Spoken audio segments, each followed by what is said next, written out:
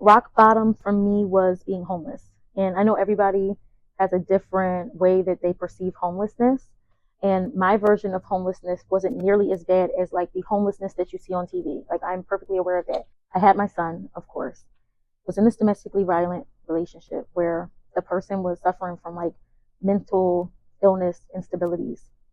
And I won't say that I did not add to that. I have anxiety, like I have my own stuff. And I was younger. I was like under the age of 25 when this happened, like maybe like 23, 24. So I also had not like matured in certain ways and all of that stuff, but it was like we were just triggering each other, and she kept kicking me out. And it's funny because when I say this to people, people are like, "How did she kick you out of your own house? Like, was your name on the lease?" And I'm like, "Yeah." So how did she kick you out of your own house? She would make my life such a living hell to where I was just like, you know what? Like, you throwing my stuff out, you yelling and screaming, we're fist fighting. Like, I'm like, okay, you're right. You done laid all my stuff out on the lawn. I'm just going to go. Like, you don't have to destruct my property. You don't have to destruct my son's property. My son does not need to see this. Like, I'm just going to go. So when I say kicked out, that's what I mean. I mean somebody making my life so unlivable that it's like there's no other option but for me to go. And of course, she would also say, get the F out, and, stuff like that. But I know that I could stand my ground. I know that I could call the police. I know I could do all of those things because my name was on the lease. But how chaotic is that? So I would just leave when these things would happen. And they were happening like on a regular basis. It was like a cycle. I feel like that's one of my biggest regrets, is just staying in that cycle for so long. I, I know why, but I still don't know why I stayed in that cycle for so long of abuse. But I was just stuck in this cycle. And when she would kick me out, I knew I had friends. I knew that I had family, right? I know this. I'm an Aries though, so I don't like to ask for nothing. And I also didn't want people in my business, because my thing is, I'm calling you, telling you that my spouse at that time kicked me out. And I know that when she calms down and she's not like mentally gone, hopefully, I'm hoping that we can fix this and that, we can mend this. So I don't really want to tell people my business. This was my mindset back then, not anymore. So when she would do that kind of stuff, I would just like find a hotel to stay at, things like that. So it got to the point where like it just was not working. Like, I was just getting kicked out all the time. This was during COVID, wrong time to be getting kicked out, staying in hotels with a 3-year-old, like, was not working for me. So I finally just decided, like, I have to just not come back. And I started bouncing around. So this is what I mean by homelessness. I did not have a set address. I could not go back there because there was so much abuse there that I was going mentally insane. Myself. Like, I thought that I was getting ready to have a mental breakdown. So I stayed between my mom's living room, which I'm thankful for my mom's living room couch. But if you know my mom, you know that she's very loud. So the whole house is loud. Like, there's always kids running around. At that point, my sister was living there. Now me and my son are there. She has a daughter. Like, the TVs are always on 100. My sensory, I could not take it. So what I would do was, to save money so that I'm not paying for hotels every night, I would sleep on my mom's couch one night. The next night, I would stay at a hotel. The next night, I would come back to my mom's house. I would pretty much like give myself breaks of a hotel so that I could have moments of sanity. And on those breaks at the hotel is when like my real emotions would come out. Like, in my mom's house, I'm holding it all together. I don't want her to know that I'm like really losing my shit. Like, got my son there, I got my niece there, my sister's there. I don't want them to, they know that I'm going through a lot, but I don't want them to know that I'm really losing my shit. When I would get to the hotel, often I would put on the TV for my son or make sure he had something to do, and I would just sit in the bathroom and literally cry with the shower on. Just cry and cry and cry. But it was the release that I needed in that moment. So that was the homelessness that I'm talking about. And then from there, because I came back to, mind you, I was living in a different state with the bitch. I moved back to my hometown with my mom, the hotel, flipping between different things.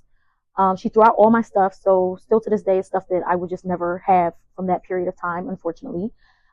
She released animals, like I had animals. She released my animals into the forest.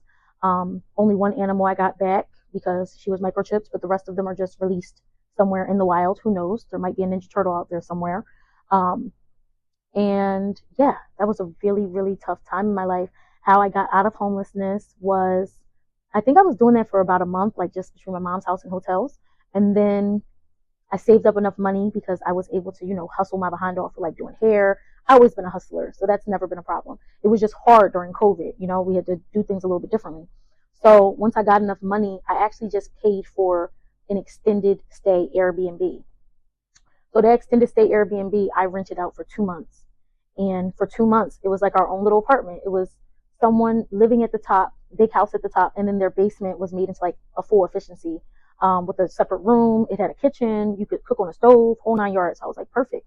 Take these 2 months to get back on my feet and figure something else out. And then if I needed to extend it, I would. So me and my son stayed there, and that's where like a lot of my healing happened. And I just was like, okay, I can do life alone, because at that point I had never done life alone with my son. I was always partnered, and we would I was a single mom in a partner situation, but in my mind that felt better than just being by myself. But when we went out on our own, it was the best 2 months. The best 2 months, y'all, of my life. I finally got my peace back. I realized what peace felt like. It just really, really changed my life. And from there, I actually ended up, after the 2 months was over, one of my close friends, she had the same thing, like a basement efficiency, and she asked if we would just move in with them. And it was around Christmas time. So that was like perfect, because I really wanted us to be in a home for Christmas. I did not want us to be at this Airbnb for Christmas. So she offered, she was like, hey, why don't y'all come here for the holidays, and then we can just figure things out from there. I have an efficiency in my basement, y'all can have your own space. And that was just the blessing that I needed. So I moved all of our stuff. We moved into her house, and then we stayed with her for a grip. I think we might have stayed with her for like 4 to 5 months.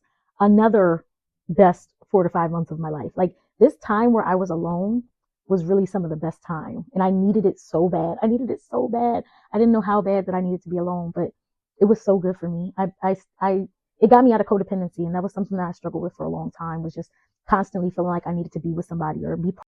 But I thought that was like the objective of life, was just to, find a relationship, hustle, settle down, all of that stuff. And I didn't really feel complete or successful until I obtained that. And I feel like that time period of just being alone, like, I got a good, maybe a little bit over a year. I've never been alone for so long, y'all. And I'm not lying. And this is since I was 14 years old. I've always been in a relationship. So that is insane, to finally in your 20s, like mid 20s, have a year where you're just alone. I recommend it for every hopeless romantic like I was back then. But yeah, that was such a good time period. And that was when I officially, the Airbnb situation made me feel like, okay, we have a home, but I knew it wasn't long term. But once my friend was like, just moving here, that made me, I was like, okay, I'm not homeless anymore. I got an address. Like, I could, if I needed to, I could put this on my ID. Like, it's not a permanent address, but I have an address, Me and my son can leave from here, and, we can stash stuff here. It felt like we had a safe home that we were not going to be kicked out of. So that was amazing. Shout out to you, friend. You know who you are. I'm not going to put your name out here, but shout out to you. I will always, we have a bond that is unbreakable. And then after living with her, another friend of mine from the burlesque community, these are all my burlesque connects. Another friend of mine from the burlesque community, she was looking for a roommate. So then that was perfect. I ended up moving in with her. And for me, that was like, okay, now I can change my address. I'm paying half and half with somebody. That felt like it was really my shit, like it was really our home. So then we moved from the one friend's house to the other friend's house, and we had our own space. It was a full house, and we were, I was paying half the bills, she was paying half the bills, and we were just doing what we do. And that really felt like, I was like, wow, I can really do this. Like, I've done it now for this long, and now I'm out of survival mode. I have a home. I have a place to lay my head. My son has a place to lay his head. He had his own little space, It was just becoming like, okay, I could be a single mom. And it's funny, because the moment that I said I can be a single mom is when love walked right into my life. Because I think I was only there from May of that year until, and I think that was May of 2021, maybe May of 2021, or it's May of 2022. I don't know. It's one of those, but I was there from May of that year until about December. And I originally signed on for a year, but May to December, because in October I met the love of my life.